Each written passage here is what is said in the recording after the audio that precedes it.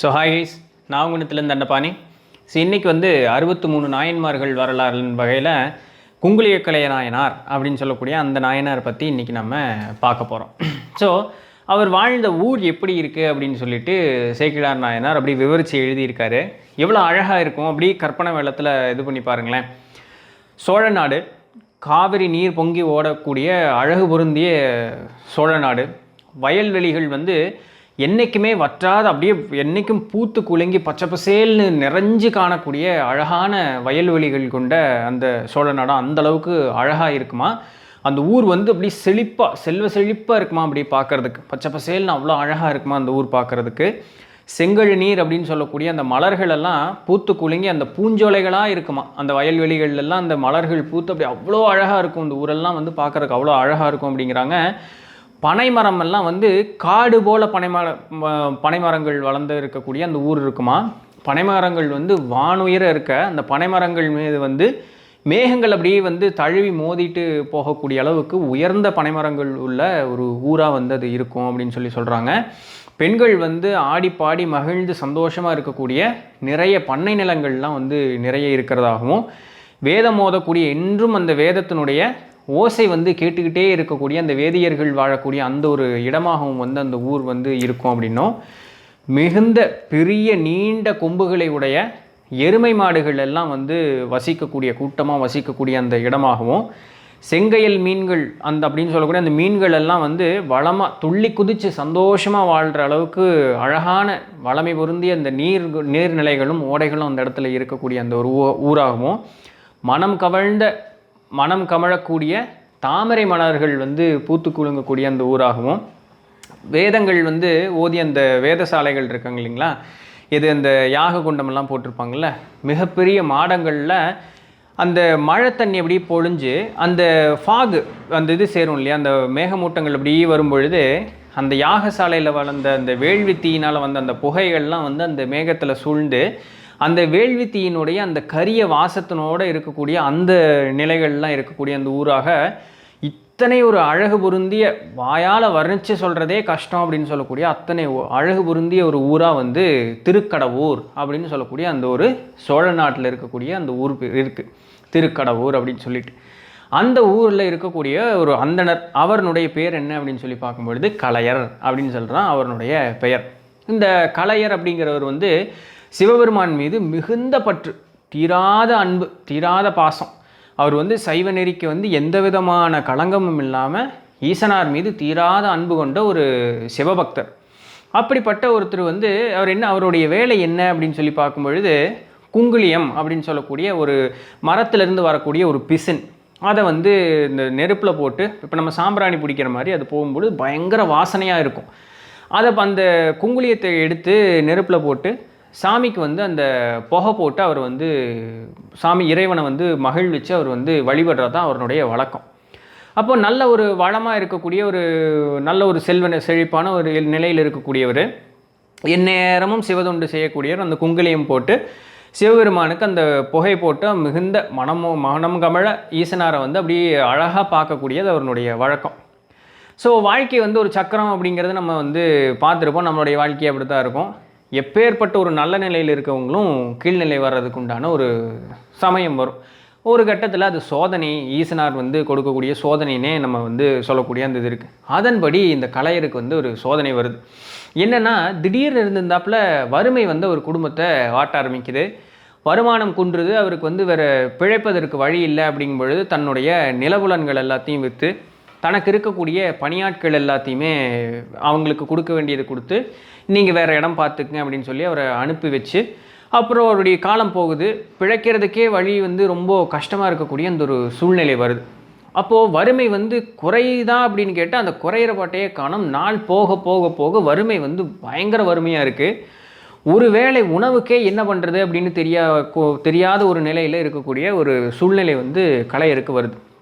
அப்போது தன்னுடைய பிள்ளைகள் வந்து 2 தினங்கள் வந்து உணவில்லாமல் கஷ்டப்படுறதை பார்த்துட்டு அவருடைய மனையாள் வந்து என்ன பண்ணுறாங்க, பெண்களுக்கு வந்து நம்ம ஊரில் அந்த தாலிக்கு வந்து அதிகமான மதிப்பும் மரியாதையும் உண்டு.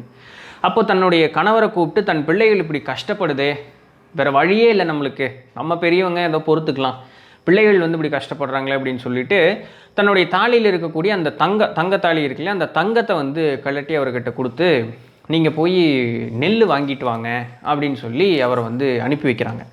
அப்போது அவர் மிகுந்த மன வருத்தத்தோடு அவர் வந்து போகிறார். போகும்பொழுது போகிற வழியில் ஒரு ஆள் இப்படி வராரு. வரும்பொழுது பார்க்குறதுக்கு குங்குளிய மாதிரி இருக்குது, மூட்டை நிறைய வச்சுருக்கிறாரு. இவருக்கு பார்த்தோன்னா டக்குன்னு மனசு வந்து அப்படி மனசு மாறுது. என்ன அப்படின்னா, அப்பா நில்லு, என்ன வச்சுருக்க மூட்டையில் அப்படின்னு கேட்கும்பொழுது அந்த வணிகர் என்ன சொல்கிறாருன்னா, குங்குளியம் வச்சுருக்கேன் அப்படின்னோடனே இவருக்கு மனசில் ஒரே சந்தோஷம். ஆஹா, ஈசனாரை வந்து வழிபடுறதுக்கு வந்து நம்மளுக்கு குங்குளியம் கிடச்சிருச்சே, காசு பணமே இல்லைன்ட்டு இருந்தனே, அப்போது குங்குளியம் நம்மளுக்கு வந்து கிடச்சிருச்சே. சரிப்பா, என்கிட்ட பணம் இல்லை, நான் பொன் தரேன், அந்த பொண்ணுக்கு வந்து எனக்கு குங்குளியம் தருவியா?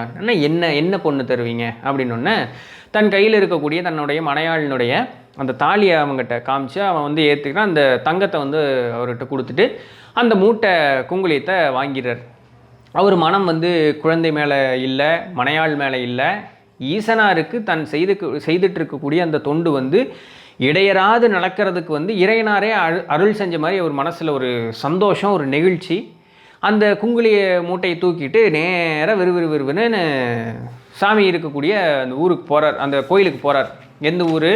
திருக்கடவுர் அப்படின்னு சொல்லக்கூடிய அந்த ஊரில் வீட்டில் இருக்கக்கூடிய ஈசனார் இடத்துக்கு போகிறாரு.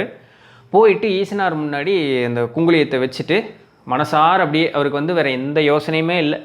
அப்போது சாமி முன்னாடி உட்காந்துட்டு ஒரே சந்தோஷம், அவருக்கு வந்து அப்படியே சந்தோஷத்தில் அப்படியே இருந்து, ஏற்கனவே பசி மயக்கம் வேறையா, இப்போ அப்படியே வந்து படுத்து அப்படியே அயர்ந்து உறங்கிடுறார்.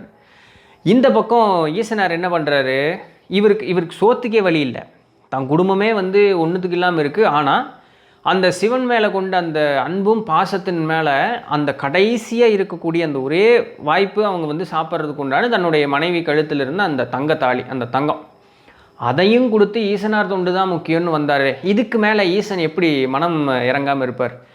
குபேரர்கிட்ட சொல்லி அவருடைய வீட்டுக்கு போய் வேணுங்கிற அரிசியிலிருந்து தானியங்கள்லேருந்து எல்லா பொன் பொருள்கள், அள்ள குறையாத பானைகள், பெரிய பெரிய பானைகள், அள்ள குறையாத செல்வங்கள் வந்து வீடு நிறைச்சி வச்சுட்டு வாங்க அப்படின்னு வந்து சொல்லி அனுப்ப, குபேரர் வந்து அந்த வீடு நிறைச்சி தானியங்களாக இருக்குது, அரிசியாக இருக்குது, பொன்பொருளாக இருக்குது, ஃபுல்லாக அப்படி நிறைச்சி வச்சிட்றார். அப்போ தன்னுடைய கணவர் வருவாருன்னு பார்த்து பசி மயக்கம் தாங்காமல் தன்னுடைய பிள்ளைகளும் அவருடைய மனைவியும் படுத்து தூங்கிடுறாங்க. தப்பாக நினச்சிக்க வேண்டாம், அவங்க ஒன்றும் ஆகலை, படுத்து தூங்கிடுறாங்க.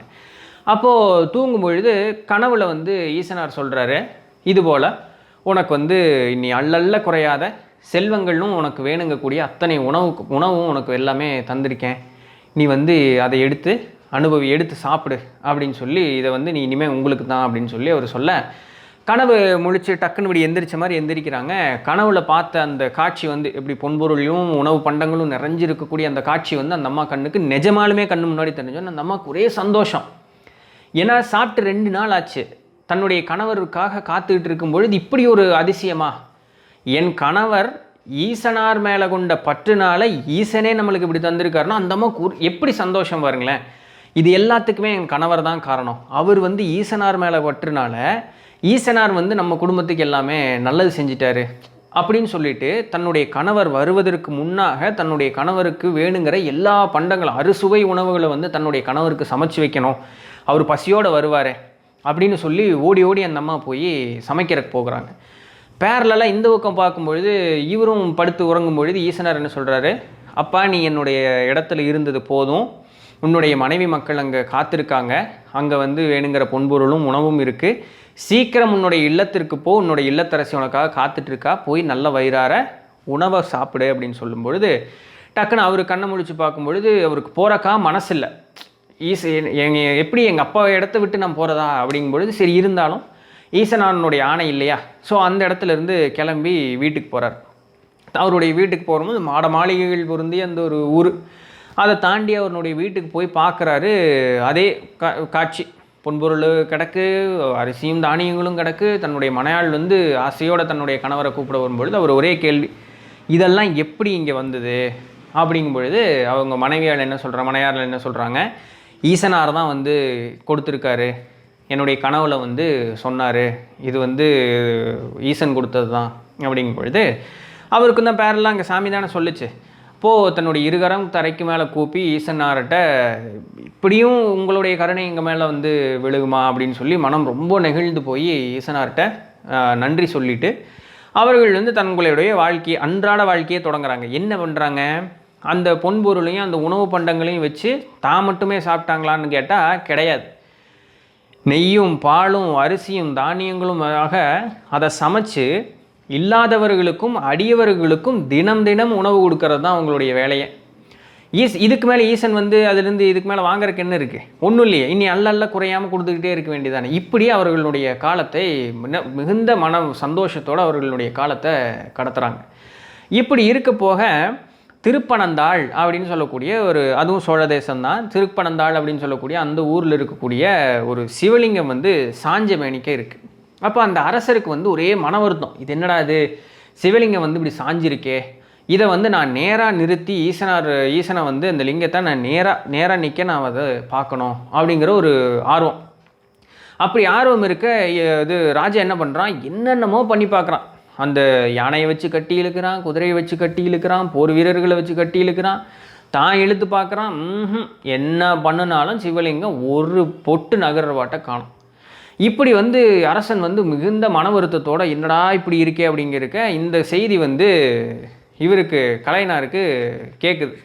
அப்போ இந்த செய்தி கேட்க அவர் வந்து என்ன பண்ணுறாரு, அவருக்கு வந்து திருப்பி சரி நம்ம போவோம், அந்த ஈசனை வந்து பார்த்து என்ன நடக்குது, அதுக்கு வந்து நம்மளால் ஏதாவது உதவி செய்ய முடியுமா, அதை செஞ்சு கொடுப்போம் அப்படின்னு சொல்லி அங்கேருந்து போகிறார். போகும்போது எங்கே போகிறாரு, திருப்பனந்தாள் அப்படின்னு சொல்லக்கூடிய அந்த ஊருக்கு போகிறார். போகும்பொழுது அவர் பார்க்குறாரு, அரசனுடைய உடல் மெலிஞ்சு போச்சு, யானையினுடைய உடல் மெலிஞ்சு போச்சு, போர் வீரர்களினுடைய உடல் மெலிய, அதாவது அவர்களுக்கு வந்து அன்ன ஆகாரம் இல்லாமல் அந்த ஈசனை வந்து நான் நேராக பார்க்கணும் அப்படிங்கிற அந்த ஒரு வேகமும் அந்த வெறியும். அப்போ இப்படி ஒரு பக்தியா அப்படின்னு சொல்லி கலையருக்கு அவர்கள் மேலே ஒரு இது, அடடாடா இப்படி ஒரு பக்தி எனக்கு இல்லாமல் போச்சே, நான் வந்து உடல் வலுவோட நல்லா இருக்கேனே, இப்படி உடல் மெலிஞ்சு வந்து ஈசனார் மேலே பக்தி கொண்டு இருக்காங்க, இப்படி ஒரு நிலை எனக்கு வாய்க்காதா அப்படின்னு சொல்லி இவர் எப்படி அவங்களுடைய பக்தி எப்படி எல்லாம் இருக்குது பாருங்களேன். அப்போது சரி அவங்கெல்லாம் ஃபுல் டயர்ட் ஆகிட்டாங்க, இவங்களால என்ன பண்ண முடியல.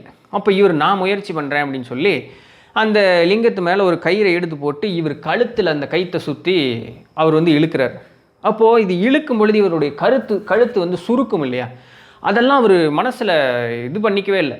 அப்பேற்பட்ட அரசன், சோழ நாட்டினுடைய அரசன், யானையே மெலிஞ்சு போச்சு, போர் வீரர்கள்லாம் மெலிஞ்சு போயிட்டாங்க, அத்தை பெரிய ராஜா அவனே மெலிஞ்சு போயிட்டான், நான் என்ன அப்படின்னு சொல்லி தன்னுடைய கழுத்தில் கயிற்றை அப்படி மாட்டி அது மூலமாக இழுக்கிறார். கழுத்து நெருக்குது. இது விடுவாரான்னா விட்ட பாட்டை காணும், நீ எந்திரி முதல்ல நான் அதுக்கப்புறம் விடுறேங்கிற மாதிரி அவர் இழுத்துக்கிட்டே இருக்கிறார். இதுக்கு மேலே சாமினால் ஒன்றும் பண்ணுறக்கு, இதெல்லாம் அவருடைய நாடகம் தான். ஏன்னா இப்போ கலையரை வந்து பாப்புலர் ஆக்கணும்ல. அப்போ கரெக்டாக அது இழுக்க சிவலிங்கம் நேராக சாஞ்சி இருக்கக்கூடிய சிவலிங்கம் நேராக இருக்கக்கூடிய நிலைக்கு வந்துடுது. அப்போ இந்த அதிசயத்தை பார்த்தோன்னா சோழராஜாக்கா சந்தோஷம், அவருக்கு சொல்லவா வேணும் சோழராஜாவுக்கு சந்தோஷத்தை. அவருக்கு பாட்டென்ன பரிசென்ன, இது ஒரே மாலை என்ன, தேவர்களே வந்து கற்பக மலர்கள் எல்லாம் தூவி அந்த இடத்துல வந்து மிகுந்த மனமகிழ்ச்சி கொண்ட ஒரு சூழ்நிலையாக அந்த இடம் மாறுது. அப்போ அந்த இடத்துல வந்து அவர் சில காலம் இருந்துட்டு மறுபடியும் அவர் என்ன பண்ணுறாரு, தன்னுடைய ஊரான திருக்கடவுருக்கு வந்து போயிடுறாரு. போய் அவருடைய சிவதொண்டை அவர் வந்து செஞ்சுட்டே இருக்கார். அப்போ இன்னொரு செய்தி கேள்விப்படுறாரு. எங்கன்னா சீர்காழியில் திருஞான சம்பந்தரும் ஆளுடைய அடிகள் அப்படிங்கிற 2 பேரும் அந்த இடத்துக்கு வந்திருக்காங்க அப்படின்னு கேள்விப்பட்டு அவர்களில் பார்க்கறதுக்கு உண்டான ஆர்வம் உண்டு. அவங்க போய் அவர்களை பார்த்து தன்னுடைய இல்லத்திற்கு வந்து நீங்கள் கண்டிப்பாக வரணும் அப்படின்னு சொல்லி அவர்களை கூப்பிட்டு வந்து அவர்களுக்கு வந்து வேண்டிய உபசரிப்பெல்லாம் கொடுத்து உண்ண உணவும் உடையும் கொடுத்து அவர்களுக்கு வேண்டுகிற உபசரணமெல்லாம் பண்ணி தன்னுடைய விருப்பத்தை, அதாவது என்னுடைய மனைவி மக்களோட எல்லாருமே ஈசனுடைய தொண்டே சிறந்த தொண்டுன்னு நாங்கள் செய்கிறோம், எங்களுக்கு வந்து வாழ்வில் கடை தேர்றதுக்கு வழி கொடுங்க அப்படிங்கும் பொழுது அவர்கள் வந்து இவருக்கு அருளாசி வழங்கிட்டு அவங்க போகிறாங்க. ஸோ தன்னுடைய வாழ்நாளினுடைய கடைசி பகுதி வரைக்கும் அவர் வந்து சிவதொண்டே சிறந்த தொண்டு அப்படின்னு சொல்லி அவருடைய வாழ்நாளை பூரணமாக முடித்து தன்னுடைய குடும்ப சமேத அவர் வந்து ஈசனாரனுடைய திருப்பாதம் சென்றடைகிறார் அப்படின்னு சொல்லி சேக்கிழார் நாயனார் தன்னுடைய குங்குளிய கலை நாயனாரனுடைய வரலாறை சொல்லி முடிக்கிறார். ஸோ இதுதான் வந்து அவருடைய வரலாறு. 63 நாயன்மார்கள் வரலாறில் இது 3வதுன்னு நினைக்கிறேன். ஸோ இப்படியே 63 புராணங்களை பார்த்துட்டு வருவோம். இந்த கதையும் இந்த இன்ஃபர்மேஷனும் உங்களுக்கு பிடிச்சிருக்கு அப்படின்னு நினைக்கிறேன். பிடிச்சிருந்தா நம்ம சேக்கிலார் நாயனாருக்கு ஒரு தம்ஸ் அப்பும், நம்ம சேனலுக்கு ஒரு சப்ஸ்கிரைபும், அந்த பெல் ஐக்கனையும் கிளிக் பண்ணிடுங்க. கண்டிப்பாக கீழே கமெண்ட் பண்ணுங்கள். நாளைக்கு வேறு ஏதாவது ஒரு சுவாரஸ்யமான செய்தியில் மீட் பண்ணுற வரைக்கும் தொடர்ந்து இணைந்திருங்கள். நான் உங்கள் நித்திலன் தண்டபாணி. நன்றி, வணக்கம்.